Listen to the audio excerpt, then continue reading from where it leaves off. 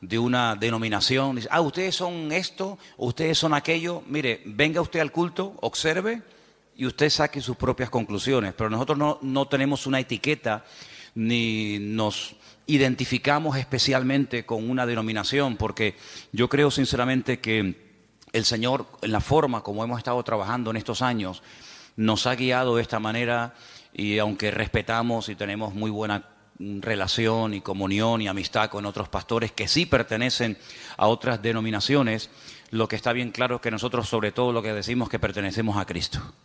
Esa es nuestra denominación, esa es nuestra bandera, esa es nuestra señal de identidad. Y cuando hablamos acerca del Espíritu Santo, hay personas que hablan del Espíritu Santo una serie de cosas que a lo mejor a otra persona de otra congregación o de otra tendencia o denominación, pues le resulta sorprendente que esa persona diga esas cosas, ¿no? Sin embargo, cuando hablamos del Espíritu Santo, no estamos hablando de algo nuevo que vino en el Nuevo Testamento y que a raíz de los apóstoles y de la iglesia primitiva se comenzó a hablar del Espíritu Santo. Sí, nada que ver, nada que ver. Ya en los primeros versículos de la Biblia ya se le menciona. Génesis 1:1 dice: en el principio creó Dios los cielos y la tierra, ¿sí o no? Y la tierra estaba desordenada y vacía, dice la versión Reina Valera, y el Espíritu de Dios ya estaba allí moviéndose, actuando, revoloteando, como dicen otras versiones. Por lo tanto, no es algo nuevo. Cuando hablamos del Espíritu Santo no es algo que decimos, ¿y eso qué es? El Espíritu Santo está por toda la Biblia, porque el Espíritu Santo es Dios. ¿Cuántos dicen amén? El Espíritu Santo no es una cosa, no es... Los testigos de Jehová lo llaman la fuerza activa. Qué nombre más feo, que ni aparece en la Biblia, ¿no? La fuerza activa. El Espíritu Santo no es una fuerza. El Espíritu Santo es Dios, que se manifiesta de muchas formas, de muchas maneras. Y vamos a leer 4 porciones diferentes para saber de lo que estamos hablando. ¿Les parece? Romanos capítulo 12. En Romanos capítulo 12 aparece una pequeña lista de dones. Y los dones tienen que ver con el Espíritu Santo. Romanos capítulo 12, por favor. Vamos a leer a partir del versículo 4. Romanos capítulo 12, versículo 4. Y dice así la palabra: porque de la manera que en un cuerpo tenemos muchos miembros, pero no todos los miembros tienen la misma función. Más claro agua, ¿verdad? Así nosotros, siendo muchos, somos un cuerpo en Cristo y todos miembros los unos de los otros.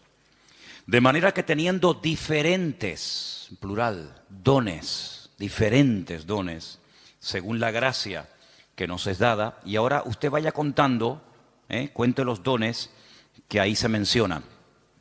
Dice, si el de profecía, úsese conforme a la medida de la fe, o si de servicio, en servir. El que enseña, en la enseñanza. El que exhorta, en la exhortación. El que reparte, con liberalidad. El que preside, con solicitud. El que hace misericordia, con alegría. ¿Cuántos han contado? ¿Sí?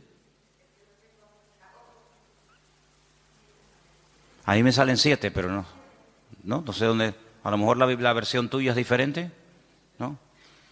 Profecía, servicio, enseñanza, exhortación, presidir y hacer misericordia. 7 dones. 7 dones que tienen que ver con lo que el Espíritu Santo quiere hacer a través del creyente. Dejamos bien claro que los dones del Espíritu Santo no son para la gente de la calle, no son para la gente del mundo. Los dones del Espíritu son las herramientas, permítanme utilizar esa palabra, que el Señor le ha dado a sus hijos. Y en el cuerpo de Cristo, que es la iglesia, es donde se tienen que manifestar y donde se tienen que utilizar esos dones. ¿Cuántas veces has oído decir que todo creyente tiene un don? Todos los creyentes tienen como mínimo uno. Hay creyentes que tienen lógicamente más, pero como mínimo todos los creyentes, todas las personas que han nacido de nuevo, tienen uno. ¿Sabes cuál es? ¿Sabes cuál es tu don? Algunos dirán, no, pues mal hecho. Porque si no, entonces, ¿a qué te dedicas? En el Señor, ¿a qué te dedicas? Tú te tienes que dedicar a ser usado en el don que Dios te ha dado. Esa es la aportación que tú tienes que dar a la congregación, a los hermanos en Cristo. Por lo tanto, si no sabes cuál es tu don, nos estás, entre comillas, perjudicando, ¿no? A todos, porque lo que usted tiene que aportar no lo está aportando. Si sabes cuál es tu don, pero no lo estás utilizando, pues también estás obrando mal, porque saber cuál es el don que Dios me ha dado y no usarlo es, como dice la palabra, aquel que se le dio un talento y lo ocultó porque tenía miedo de terminar perdiéndolo. Entonces, la obligación de todo creyente es saber cuáles son sus dones, o al menos cuál es su don. Y una vez que sepas cuál es el don que Dios te ha dado, porque los dones son para utilizarlos para el beneficio y para el crecimiento y el desarrollo del cuerpo de Cristo, pues gloria a Dios, no tienes que romperte la cabeza tratando de imitar a otras personas, tratando de imitar a otras gentes, sino que tú tienes que simplemente desarrollar y poner a servicio el don que el Señor te ha dado. Y ahí tienes 7. No sé si alguno de los que hemos leído tú dices, bueno, pues yo creo que puedo tener el don de misericordia, o el don de servicio, o el don, como dice aquí, de exhortación, o cualquiera que sea. Ahí hay una pequeña lista de 7 dones. Si estos fueran pocos, y si dices, bueno, yo con estos dones no me siento identificado, hay otra lista, ¿vale? Son las 2 únicas listas que hay en el Nuevo Testamento de dones, de regalos, de herramientas que Dios le da a los creyentes para que lógicamente los usen. Dice que cada uno ministre según el don que ha recibido de parte del Señor. La otra lista es muy fácil de aprender, porque también está en otro capítulo 12, pero en esta ocasión en Primera de Corintios. Entonces, la primera lista está en Romanos 12, donde hay 7 dones que ahí se nombran, y la segunda lista está en el capítulo 12 de Primera de Corintios. Y vamos a leerlos, si les parece. Vamos a leer a partir del versículo 4. Primera de Corintios 12, 4. Ahora bien, hay diversidad de dones, pero dice aquí, el Espíritu es el mismo. Hay diversidad de ministerios, eso es otra cosa. Ahora también hablaremos de eso. Pero el Señor es el mismo. Y hay diversidad de operaciones, pero Dios es el que hace todas las cosas en todos, es el mismo. Vamos a contarlos, porque ahora hay una lista muy interesante. Pero a cada uno es dada la manifestación del Espíritu para provecho. Eso siempre así, para provecho. Porque a este es dada por el Espíritu palabra de sabiduría. Eso es un don. Palabra de sabiduría. A otro, palabra de ciencia o conocimiento, como también se le conoce, según el mismo Espíritu. A otro, fe por el mismo Espíritu. A otro, dones, plural, es el único don, uno de los pocos dones que aparece en plural, dones de sanidades por el mismo Espíritu. A otro, el hacer milagros. A otro, profecía. Este se repite. ¿Se acuerdan? Hemos leído profecía en Romanos 12. Aquí se vuelve a repetir. A otro, discernimiento de espíritus. A otro, diversos géneros de lenguas. Y a otro, interpretación de lenguas. ¿Cuántos hay? Aquí hay 9.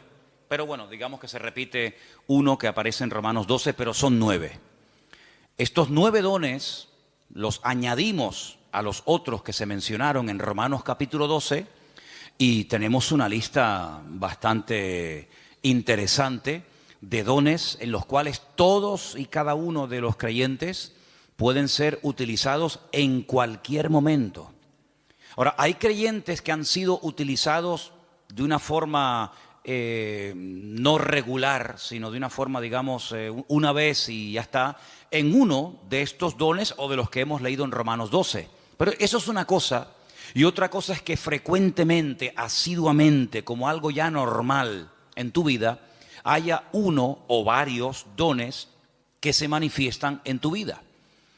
En el Antiguo Testamento, por supuesto que el Espíritu de Dios también operaba, es decir, el Espíritu Santo no estaba muerto y entró en acción en el Nuevo Testamento, ni mucho menos.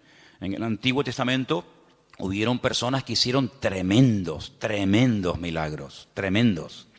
Hubieron profetas que llegaron a resucitar muertos, por ejemplo Elías, por ejemplo Eliseo.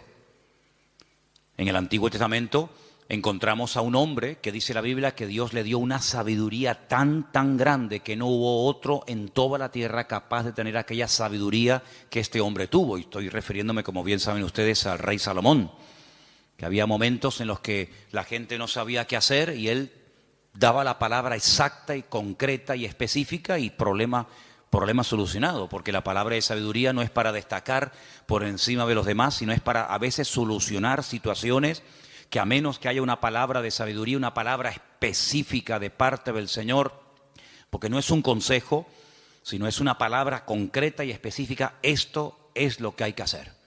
Y ahí viene la palabra, el bálsamo, viene la respuesta, es lo que Dios, lo que el Señor haría si estuviera en nuestra situación. ¿Vale? Eso es la palabra de sabiduría. Y en el Antiguo Testamento hay personas que fueron utilizadas con palabra de sabiduría, con dones de sanidades, con dones de fe, de milagros, etcétera, etcétera. Por lo tanto, estos dones siempre han existido, siempre han existido. Ahora, en el Nuevo Testamento, a raíz del famoso día de Pentecostés, Hechos capítulo 2, encontramos que hay dos dones que en el Antiguo Testamento no se vieron. Eso no significa de que no existieran, sino que simplemente no era el momento. Todo en la vida tiene un momento. Todo en la vida tiene un momento y un lugar.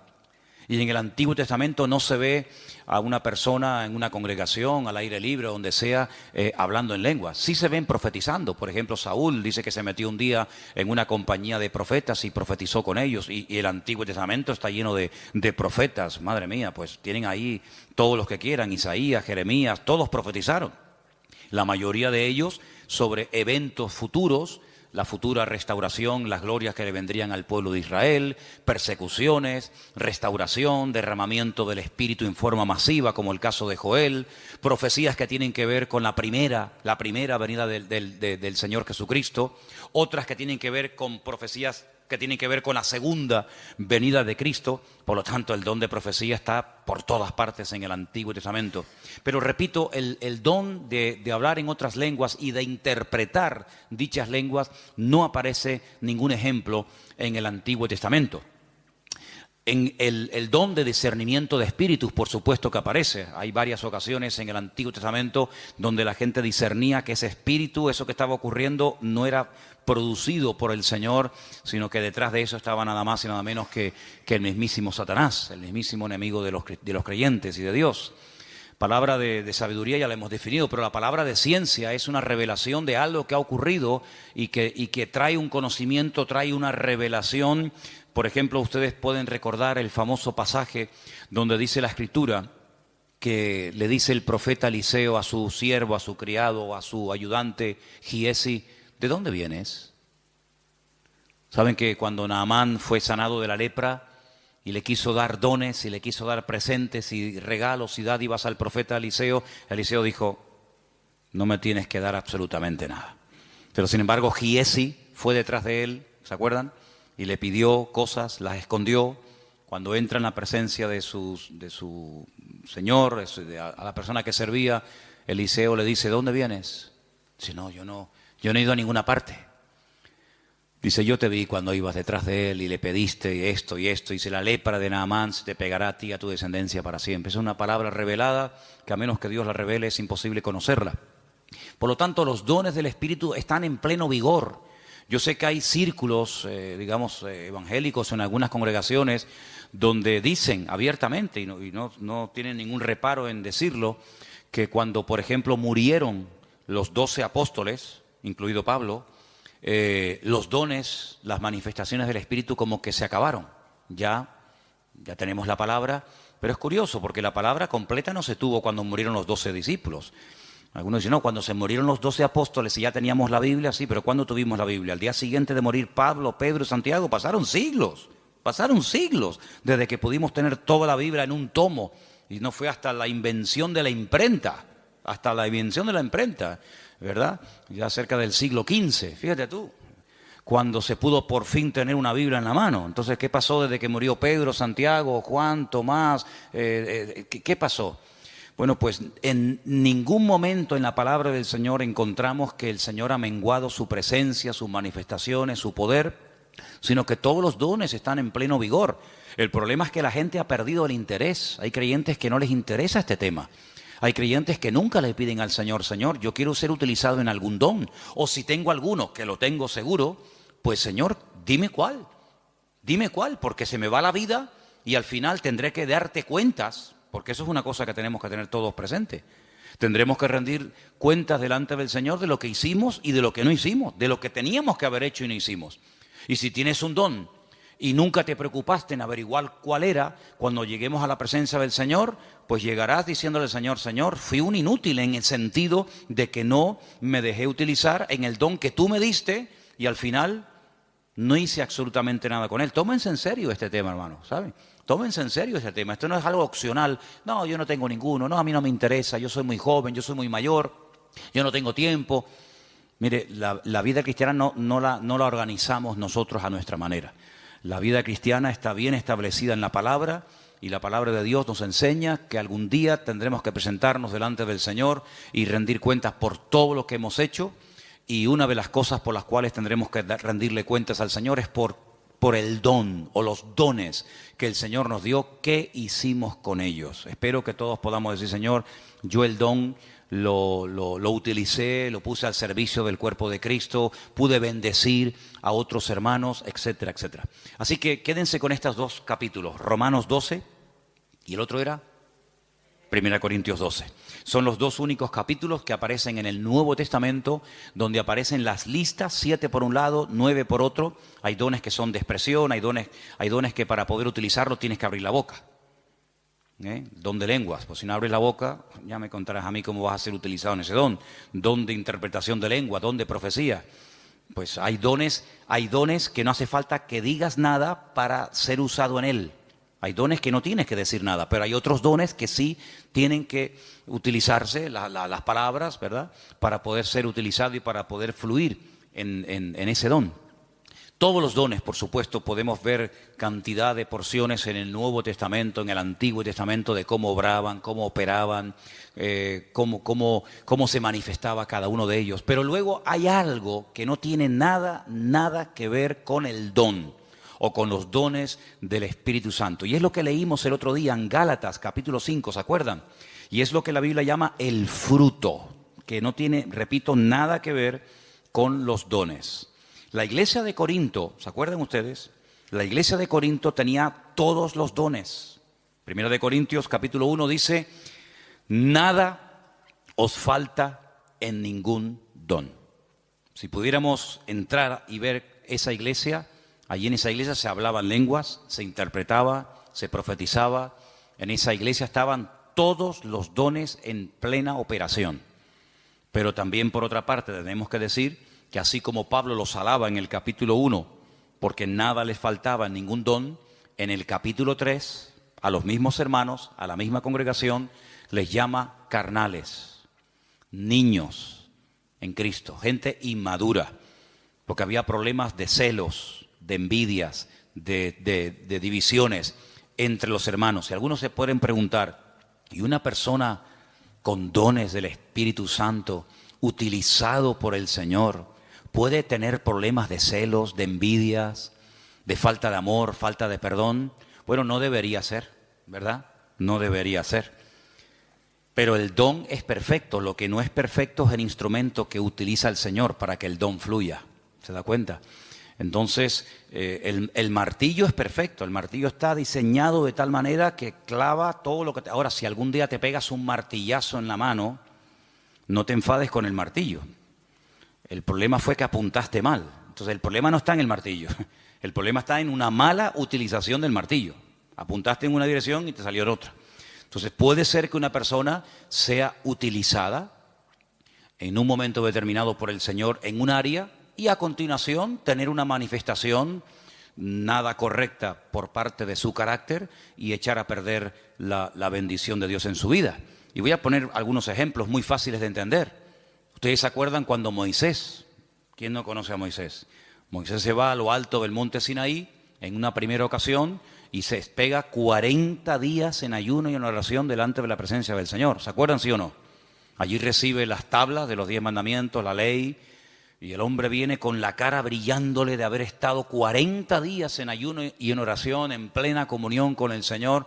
El hombre viene empapado, el hombre viene lleno del Señor, y cuando está llegando cerca del campamento se encuentra al pueblo desenfrenado, un desorden total, haciendo un culto terrible a un becerro de oro que habían levantado en el desierto porque decían: Moisés seguramente habrá muerto, ya lleva 40 días sin aparecer, sabe Dios dónde estará este hombre. Y cuando Moisés ve aquello, dice que coge las tablas de los 10 mandamientos y ¿qué pasó? Dice que las tiró al suelo, las rompió, se enfadó de una forma tremenda. Entonces vemos a un hombre en la presencia del Señor brillándole el rostro, pero al mismo tiempo en un ataque digamos, de ira que llegó a romper incluso la obra de Dios, porque lo que llevaba en su mano no se lo había inventado él, era la obra de Dios. Dios le dijo: toma, esto está escrito con el poder de mi palabra, y al final tiene otra vez que volver a subir a la misma montaña, otros 40 días de ayuno y de oración para que el Señor le vuelva a dar lo que ya un día le dio, pero tú lo rompiste. Yo te lo di, pero tú lo rompiste.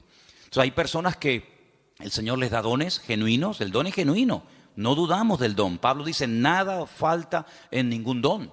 Pero por otra parte también vemos que las personas en un momento determinado, por falta de madurez y por falta de crecimiento y desarrollo espiritual, pueden llegar a causar un mal testimonio, a pesar de que pueden ser en un momento determinado usados por el Señor. Salomón tenía una palabra de sabiduría tremenda en su vida, pero luego después resulta que hacía cosas en su vida que uno dice: pero ¿cómo un hombre tan sabio y tan utilizado por el Señor sea capaz de subvencionar todos estos cultos paganos y de idolatría, llenando todo el país de idolatría? Un hombre tan sabio, un hombre que ha recibido tanta bendición de Dios, ¿cómo es posible que después construya un templo al dios Moloc o al dios Baal? Bueno, son a veces esas contradicciones que no deberían de existir, pero seamos realistas, ocurren, lamentablemente, ¿no? Y lo que ocurre es que hay algo que vamos a leer ahora en Gálatas capítulo 5, que es el fruto, que es lo que le da equilibrio, lo que le da balance al don. Una persona con muchos dones, pero con falta de madurez, es un peligro, es una bomba. Una persona que puede ser utilizada por Dios en un momento determinado, como Pedro, pero al mismo tiempo puede ser utilizado por el mismo diablo. El Señor le dijo a Pedro: Pedro, bienaventurado eres, hijo de Simón, hijo de Jonás, porque esto que acabas de decir es una revelación que mi Padre te ha dado. Tú eres el Hijo del Dios viviente. Y al rato le dice: no vayas a la cruz. Y el Señor le dice: apártate de mí, Satanás. Por un lado, el Señor lo usa, por otro lado también el diablo, ¿no? Entonces en Gálatas capítulo 5, versículos del 16 en adelante leemos, versículos muy conocidos. Digo pues, andad en el Espíritu y no satisfagáis los deseos de la carne. Porque el deseo de la carne es contra el Espíritu y el del Espíritu es contra la carne. Y estos se oponen entre sí para que no hagáis lo que quisierais. Pero si sois guiados por el Espíritu, no estáis bajo la ley. Y ahora ahí tenemos una lista enorme de 17 manifestaciones diferentes de la carne, que las leímos el otro día, que son adulterio, fornicación, inmundicia, lascivia, idolatría, hechicerías, enemistades, pleitos, celos, iras, contiendas, disensiones, herejías, envidias, homicidios, borracheras, orgías y cosas semejantes a estas, acerca de las cuales os amonesto, como ya os lo he dicho antes, que los que practican tales cosas no heredarán el reino de Dios. Pero en contraposición con esto dice: más el fruto del Espíritu es, y ahora hay ahí pues características 9 en total, como el amor, el gozo, la paz, la paciencia, la benignidad, la bondad, la fe, la mansedumbre, la templanza. Contra tales cosas no hay ley. Son principios del mismo carácter de Cristo en la vida de un creyente, que es lo que en cierto sentido le da credibilidad y le da peso a una persona que lleva años en los caminos del Señor. El don es inmediato. Usted no tiene que ir a una escuela a aprender a profetizar. Por ahí ha habido algunas iglesias que le enseñan a la gente a profetizar y incluso algunos dicen, no, repita conmigo estas palabras y te enseñan a hablar en lenguas, pero esos son cuentos chinos y el don no se puede aprender en una academia, entonces ya no es un don, es algo aprendido. El don es algo que Dios te da, o lo tienes o no lo tienes. No es que estoy aprendiendo. ¿Aprendiendo a qué? Hay gente que confunde a veces dones con talentos. Hay gente que sabe tocar la guitarra. Pero usted no se levantó un día y se compró una guitarra en una tienda y dijo, ¡ay, qué bien toco! Nadie se levanta por la mañana tocando bien la guitarra. Lleva años. Mira, yo estuve un tiempo ahora sin tocar la guitarra y perdí los callos. Tienes que tener callo en estos 4 dedos. Empecé a tocar otra vez y me dolía tanto, ya no, pero me dolían tanto los dedos porque dejé de tocar. Que si Inma lleva la alabanza, que si Matías está aquí, yo digo, ya dejo de tocar. Y volví otra vez a cogerla y me dolía una barbaridad hasta que sale el callo. Y si quieres aprender notas, si quieres aprender a cambiar de una a otra, si quieres tener velocidad, etcétera, etcétera. Pero eso no es un don, eso hay que aprenderlo. Para eso tienes que estudiar y practicar y preguntar y ver y esto. Pero los dones no se aprenden, no se estudian. Quiero tener el don de sabiduría. Voy a ir a una escuela para que me den 8 horas intensivas de sabiduría. Entonces, cuando salga, graduado en palabra de sabiduría. No existe eso. Entonces, los dones son una cosa y los talentos son otra cosa. Hay gente que tiene talentos de cantar, de tocar la guitarra, no sé, de tocar el piano o cualquier otra habilidad, pero no tiene nada que ver con dones espirituales. Luego también hay gente que confunde lo que saben hacer o lo que hacen con un ministerio. Dice, yo tengo el ministerio de la danza. ¿Y eso dónde está en la Biblia? Yo tengo el ministerio de cantar. Entonces confunden dones, confunden talentos, confunden habilidades. Y vamos a ver en la última lista que quería compartir con ustedes, ahora vamos a hacer un repaso. En Efesios capítulo 4, ahí se mencionan los ministerios. Los dones es una cosa, los talentos es otra cosa, el fruto es otra cosa y los ministerios es otra cosa completamente diferente. Y aquí vamos a leer una porción un poquito más extensa para que ustedes sepan para qué son los ministerios. Estamos en Efesios capítulo 4. Efesios capítulo 4. Y voy a leer a partir del versículo 11. Efesios 4, versículo 11. ¿Lo tienen, hermanos? Y él mismo constituyó a unos apóstoles, a otros profetas, a otros evangelistas, a otros pastores y maestros. ¿Cuántos hay? ¿Cuántos ministerios? Cuéntelos. Los mismos dedos que tiene en su mano. 5. Apóstoles, dice aquí versículo 11. Segundo, profetas, evangelistas, pastores y maestros. ¿Lo podemos decir los 5 ya? A ver. Apóstoles, profetas, evangelistas, pastores y maestros. Esos son los 5 ministerios. Esos son los 5 ministerios. ¿Dónde está el ministerio de tocar la guitarra? ¿Dónde está el ministerio de danzar? No hay ese ministerio, ¿verdad? Usted se puede encargar, puede haber un área, puede haber un departamento, pero los ministerios están bien claramente definidos. Ahora vamos a un poquito a hablar de ellos, pero vamos a leer un poquito más adelante, porque ahora explica el apóstol Pablo para qué Dios a unos los ha nombrado pastores, a otros evangelistas, a otros maestros. Dice, para perfeccionar a los santos para la obra del ministerio. ¿Quiénes son los santos? ¿Quiénes son los santos? ¿Usted es un santo? La palabra santos son los apartados, los que han dejado la vida contraria a la voluntad de Dios, se han apartado. Santo significa una persona que se aparta. Nada más que eso, no es una cosa, no es un señor. Usted cuando salga del culto no intente mirarle la coronita. Saben que a veces en los cuadros aparece así como una cosa redonda. Había una serie hace años que se llamaba El Santo. Algunos de ustedes ni habían nacido. Era de Robert Moore. ¿Se acuerdan? El Santo. Los santos no llevan coronita en la cabeza, ¿vale? Cuando ustedes entran aquí adentro, la gente de la calle dice, oye, ¿ustedes no tienen santos? Dice, sí, aquí estamos así, está lleno de santos. Pasa que no los colgamos en las paredes, están sentados en la silla, ¿vale? Los santos son hombres y mujeres de carne y hueso, normal y corriente, con sus defectos, con sus virtudes, que se han apartado, entre comillas, ¿de qué? De lo que no agrada a Dios, no por presión. No estamos aquí porque nos están presionando. Cuando usted te quiera levantar, te levanta y te va, no hay problema. Estamos aquí por convicción, porque hemos entendido que el Señor es el camino, la verdad y la vida. Hemos llegado a una serie de convicciones, en algunos casos en un tiempo, en otros le lleva más tiempo, pero los santos son las personas que se apartan de todo aquello que no agrada a Dios.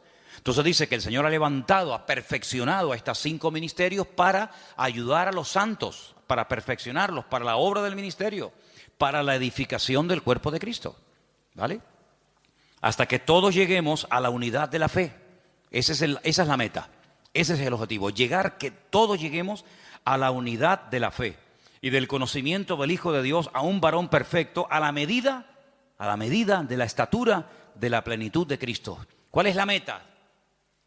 Que la gente nos ministra, que nos predican, que nos exhortan, que nos enseñan, que nos pastorean. ¿Para qué? Para que lleguemos al nivel, a la medida del Señor Jesucristo. Nos falta mucho todavía, ¿eh? ¿Sí o no?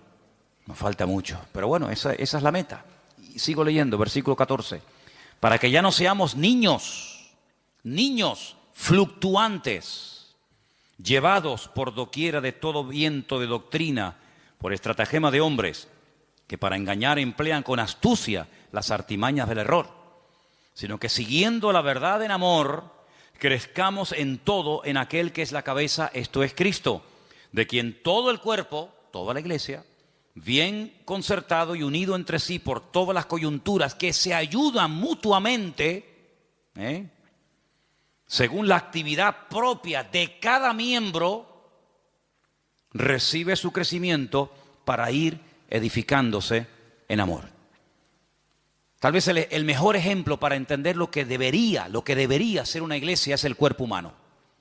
Y ahí todos me van a entender, porque usted a lo mejor nació en un país, otros nacieron en otro país, unos tienen una edad, otros tienen otra, unos son hombres, otros son mujeres, pero todos tenemos un cuerpo, ¿vale? Y por eso es el mejor ejemplo para entender lo que debería ser una iglesia. En un cuerpo hay centenares de órganos, de células, de huesos, de arterias, de venas, de músculos, pero todos tienen una función. No hay nada que sobra, nada, ni un solo miembro sobra. Hay huesos que son muy largos, huesos que son prácticamente imperceptibles, están aquí dentro del oído, ni se ven, pero si no lo tuviéramos estaríamos sordos, perdidos, no escucharíamos nada. Tenemos unas manos que son una joya. Cuando ustedes ven esos robots, saben que al hombre siempre le ha gustado el tema de los robots, sobre todo a los japoneses, ¿no?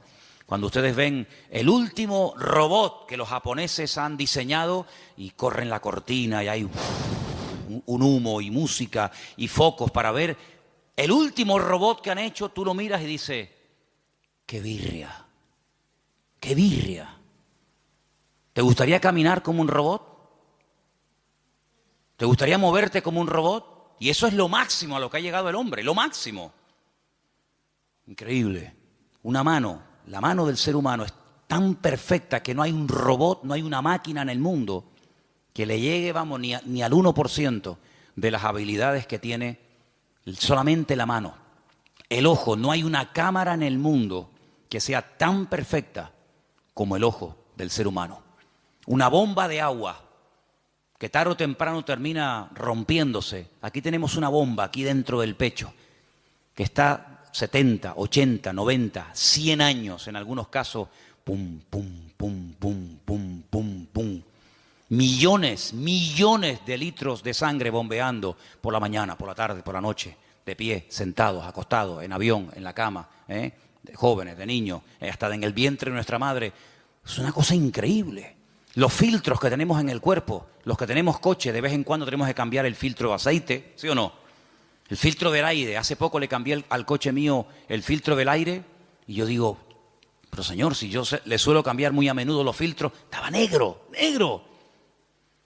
¿Cuándo fue la última vez que te cambiaron los filtros? Tenemos los riñones. Ay, amigo, eso es una maravilla, los filtros que tenemos. la polución que tragamos todos los días y no decimos, mira, cámbiame los riñones, ponme dos nuevos, el hígado, ponme uno nuevo de vez en cuando. Es algo increíble, una perfección alucinante, hermano, increíble, increíble. Bueno, pues eso es lo que el apóstol Pablo dice, mira, así como nuestro cuerpo, todos los miembros se ayudan el uno al otro. Dice, si todo el cuerpo fuera ojo, ¿cómo caminaríamos? ¿Cómo cogeríamos las cosas? ¿Te imaginas un ojo así? Un ojo gigante. ¿Cómo hacemos? No podríamos oír a nadie, pero si fuéramos solamente una oreja, ¿te imaginas una oreja así? O que fuéramos solamente lengua. Una lengua ahí de 1,80. Sería terrible.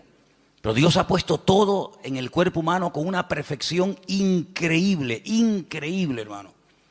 El apóstol Pablo dice, así deberían ser los creyentes en las iglesias. Ay, si el corazón no quiere trabajar, nos morimos, un infarto. Si el cuerpo dice, bueno, no voy a caminar más, inválidos.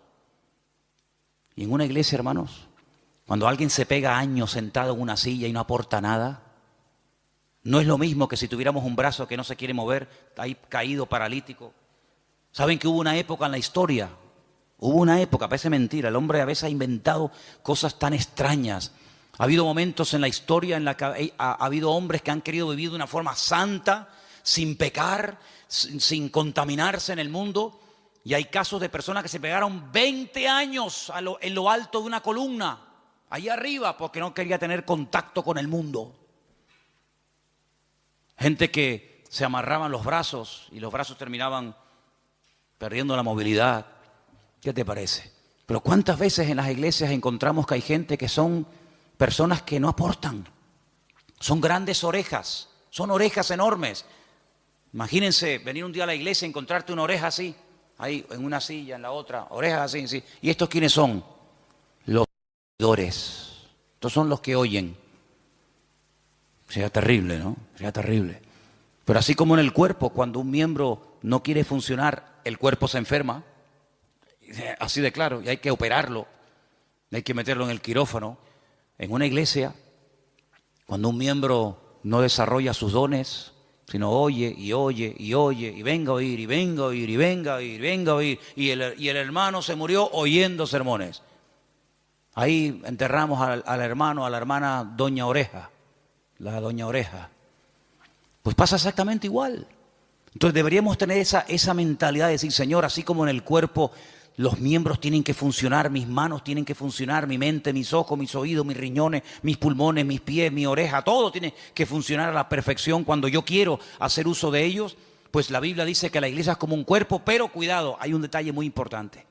Dice que la iglesia es un cuerpo, pero la cabeza del cuerpo es Cristo.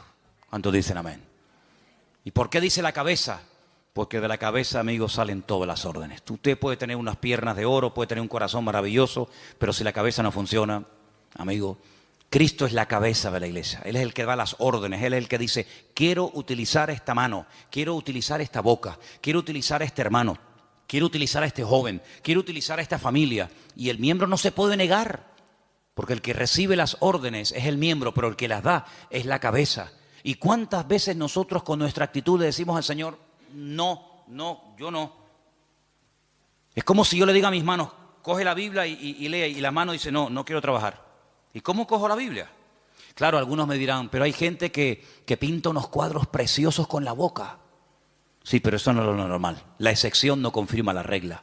He visto gente, hace poco vi en un canal esto de internet, vi a un chico que toca la guitarra con los pies, que ya me gustaría a mí con las manos tocar la guitarra como este la toca con los pies. Algo increíble, pero no es lo normal. La guitarra no está diseñada, la forma de una guitarra está diseñada para que se toque con las manos, con las dos, con la derecha y con la izquierda. Puede ser que una persona toque la guitarra con los pies, sí, pero no es lo normal. Entonces, cuando en una congregación hay personas que tienen dones, que tienen talentos, que han escuchado durante años y años y años palabra, pero no aportan, es como cuando un miembro del cuerpo humano dice no quiero trabajar. Entonces, todo el resto del cuerpo se perjudica porque las manos no quieren trabajar. ¿Cuántas veces vemos a personas por la calle que van en silla de ruedas? ¿Por qué? Porque sus piernas no funcionan. Sí, todo lo demás le funciona, pero las piernas no caminan. Entonces, en una congregación nos tenemos que mentalizar que todos tenemos que aportar algo. Todos tenemos algo que aportar. Y cuando tú te niegas por tu carácter, por tu timidez, por tus complejos, por lo que sea, te niegas a aportar, te niegas a involucrarte, te niegas a colaborar, estás perjudicándonos a todos. Es como si yo esta tarde dijera, no voy a predicar. Y me subo aquí a la plataforma y ustedes dicen, ¿y qué le pasa hoy a Manolo? No, que dice que no va a predicar. ¿Y entonces? Armandito dice que no quiere tocar la guitarra. El padre que está allí en el ordenador dice que hoy no va a grabar. La batería. Veo que de oídos estáis muy bien. ¿Qué te parece, amigo? Entonces, si hiciéramos un día un experimento, dijéramos, bueno, Armando, padre, lo vamos a poner en la batería. Y al hijo lo vamos a poner en la guitarra. Y a Ima la vamos a poner que toca el bajo. Y al otro lo vamos a poner que... No funciona. Porque tenemos que ser un equipo. Y para que todo funcione, cada uno tiene que estar en su sitio. ¿Quién es el que nos pone en el sitio? Bueno, por supuesto el Señor. Siempre las respuestas nuestras a veces son muy espirituales. El Señor es mi pastor, nada me faltará. Ya, pero tu pastor terrenal, ¿quién es? ¿Tu iglesia cuál es? No, yo pertenezco a la iglesia universal del Señor. Ya, me parece muy bien, hermana. Pero su iglesia en la tierra, ¿cuál es? ¿Verdad? ¿Quién le pone en el sitio? No, el Señor me pone.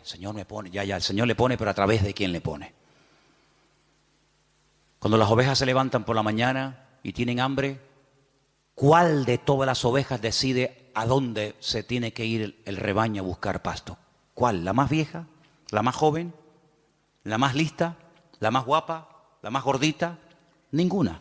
Porque esa no es una responsabilidad del rebaño. Esa es una responsabilidad del pastor. Y el pastor sabrá si tiene que ir al norte, al sur, abajo, arriba. Para eso están los pastores.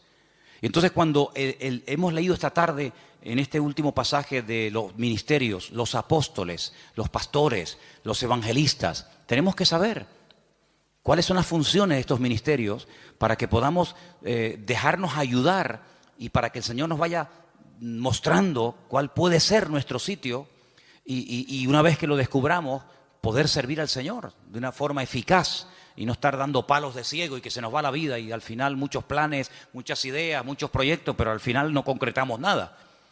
Y bueno, los apóstoles son las personas que tienen el ministerio más amplio. Algunos dicen, bueno, por hoy en día no hay apóstoles. Bueno, de acuerdo, aunque bueno, les digo una cosa, dicho sea de paso, aquí tal vez en Canarias, aunque hay alguno también, pero si usted sale por ahí un poco, hay más apóstoles hoy en día que en toda la época de los primeros cristianos. Hoy en día todo el mundo es apóstol. Uno va a la península hoy por hoy y ya te dan la tarjeta de apóstol tal, apóstol cual, apóstol no sé qué. Hoy en día apóstoles por todos lados.